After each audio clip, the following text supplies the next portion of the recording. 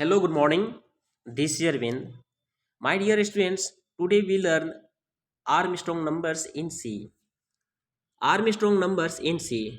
First of all, we have a questions. What is an Armstrong numbers?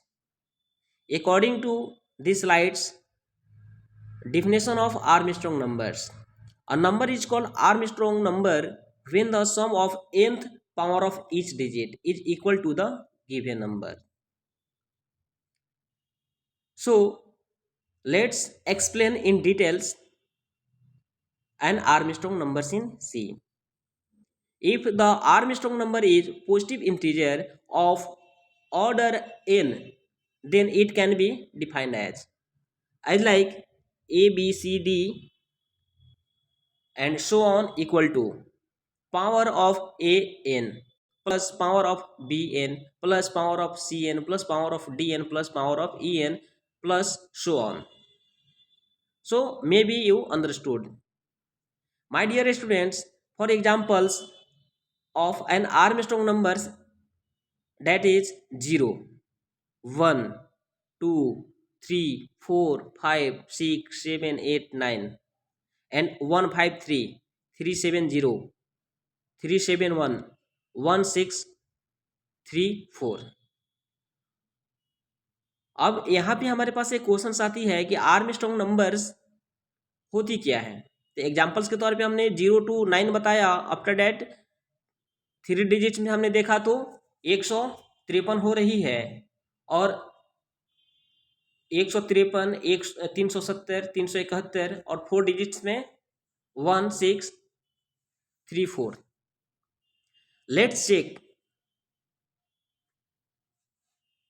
Let's check whether 370 is an Armstrong number or not. तो check कैसे करेंगे? तो suppose 370 जो है उसे हम देखेंगे कितने डिजिट्स में है। तो कितने डिजिट्स में है 370? 3 डिजिट्स में है। तो 3 डिजिट्स में है तो यहाँ पे क्या किया गया है 370 इक्वल टू 3 डिजिट्स को याद रखना है। तो 3 डिजिट्स में that means power of 3, power of 7, power of मतलब कि सबका पावर होगा। पावर डेट मीन्स की होगा। Because with the examples of Armstrong numbers, a number is called Armstrong number when the sum of nth power of each digit, nth power of each digit.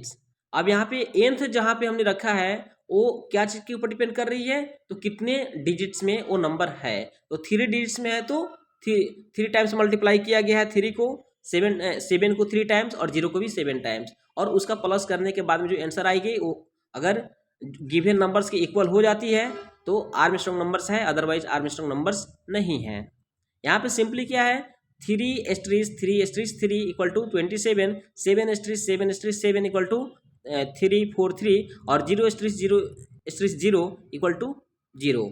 अब तीनों का add करेंगे 27, 343 plus 0 तो ये होगी 370। That means 370 equal to 370। So which is equal to the given number, hence it is an Armstrong numbers. My dear students, let's check 4 digit Armstrong number. अब 4 digits के जो आर्मस्ट्रॉन्ग नंबर्स हैं उसको कैसे फाइंड आउट करते हैं? तो 4 digits में तो इसकी पावर क्या होगी 4th हो जाएगी। तो 1 को जो है 4 टाइम्स मल्टीप्लाई करेंगे, 6 को भी 4 टाइम्स करेंगे, 3 को भी 4 टाइम्स करेंगे और 4 को भी 4 टाइम्स करेंगे। 1 को 4 टाइम्स करेंगे तो 1 आएगी, 6 को 4 टाइम्स करेंगे तो 1296 आएगी और 3 को 4 टाइम्स करेंगे तो 81 आएगा और 4 को 4 टाइम्स करेंगे तो 256 आएगा यानी 256 आएगा। अब इन सभी को अगर ऐड करते हैं 1 प्लस 1296 प्लस 81 प्लस 256 तो ये अगर इक्वल करेंगे तो हो जाएगी 1634।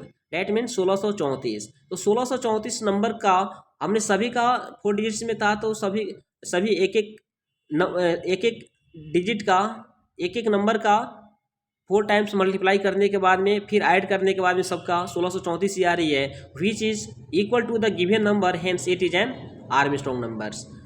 अब यहाँ पे आर्मस्ट्रांग नंबर आई होप आप समझ गए होंगे। मैंने स्टार्टिंग में ही बोला था कि आर्मस्ट्रांग नंबर सपोज 0 से 9 तक का सारा नंबर्स होगा, क्योंकि 0 से 9 तक का जो डिजिट्स है वह 1 डिजिट्स का है, और 1 डिजिट्स का है तो 1 का 0 का पावर अगर 1 करेंगे तो उसका आंसर 0 ही आएगा, मतलब 0 equal to 0, that is Armstrong numbers. 1 को अगर चेक करेंगे आर्मस्ट्रांग नंबर्स के लिए तो 1 का पावर 1 करेंगे और तो 1 ही होगा, तो 1 equal to 1, given number equal to power of nth of sum करने के बाद भी एक ही आ रही है, तो यहाँ पे 1 इक्वल टू 1, डेट मीन्स 1 भी आर्मस्ट्रांग नंबर्स है, 2 भी आर्मस्ट्रांग नंबर्स होगा, क्योंकि 2 का पावर 1 करेंगे तो 2 ही होगा, कोई वैल्यू में चेंजेस नहीं आएंगे। 3 का पावर 1 करेंगे तो 3 ही होगा।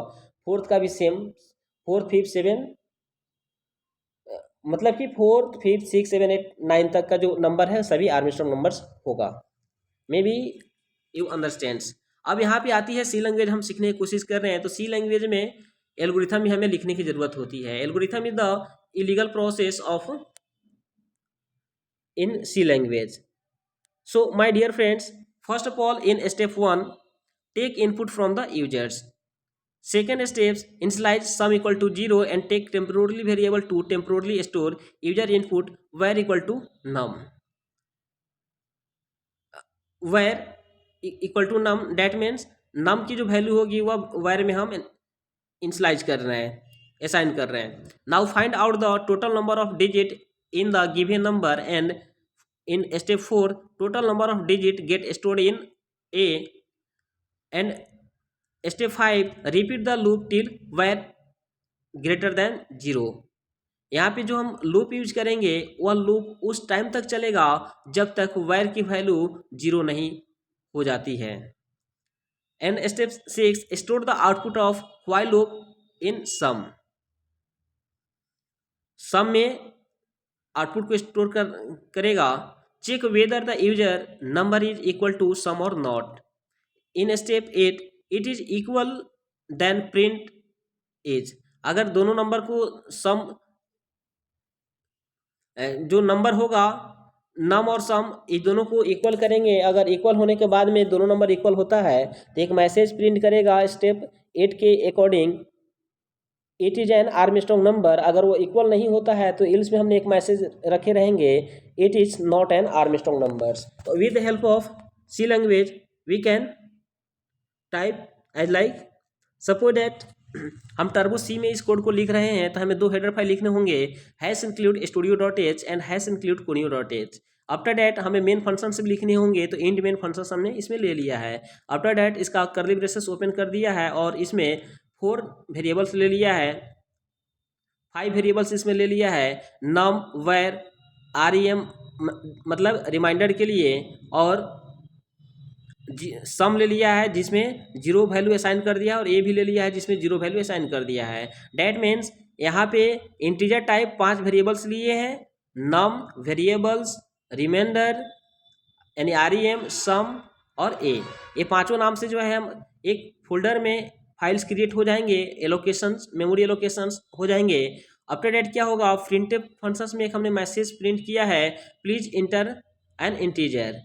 उसके बाद में कौन सा नंबर प्रिंट करेगा, तो नम में जो वैल्यू रखा रहेगा सो। तो हमने स्कैनर के थ्रू उसको बोल दिया है कि आप नम को प्लीज इंटर एन इंटीजर की जगह पे वो तो प्रिंट करने के बाद में एक वैल्यू जो हम देंगे सो प्रिंट कर देने के लिए। फिर नम में अगर सपोज हमने वैल्यू दिया है 1, तो 1 अगर हमने वैल्यू दिया है तो नम में 1 है, तो नम में 1 है तो नम की जो वैल्यू है वायर में हम क्या कर रहे हैं, नेक्स्ट स्टेप में इनिशियलाइज कर दे रहे हैं। डैट मीन्स नम में 1 है तो वायर में भी 1 हो चुका। आफ्टर डैट वाइल में हम देख रहे हैं कि वायर नॉट इक्वल टू 0। यहाँ पे कंडीशंस क्या है, वायर नॉट इक्वल टू 0, तो वायर की वैल्यू हमारे पास में 1 है, तो यहाँ पे कंडीशंस चेक करेगा तो कंडीशंस क्या होगा, ट्रू होगा। अब जैसे कंडीशंस ट्रू होगा यहाँ पे हम देखेंगे wire equal to wire divided by 10। अब यहाँ पे देख रहे हैं वायर डिवाइडेड बाई 10। अब वायर को डिवाइड करेंगे 10 से तो क्या होगा, 0.1 होगा, 0.1। लेकिन यहाँ पे एक चीज़ को हमको ध्यान में रखना है कि 0.1 आएगा तो क्या होगा 0.1। डैट मीन्स पॉइंट के बाद वाला जो वैल्यू 1 है उसको सी कंपाइलर इग्नोर कर देगा। इसलिए इग्नोर करेगा क्योंकि हमने इंटीजर डेटा टाइप रखा हुआ है। ठीक, इस बात को ध्यान में रखना है। नेक्स्ट क्या हो रही है,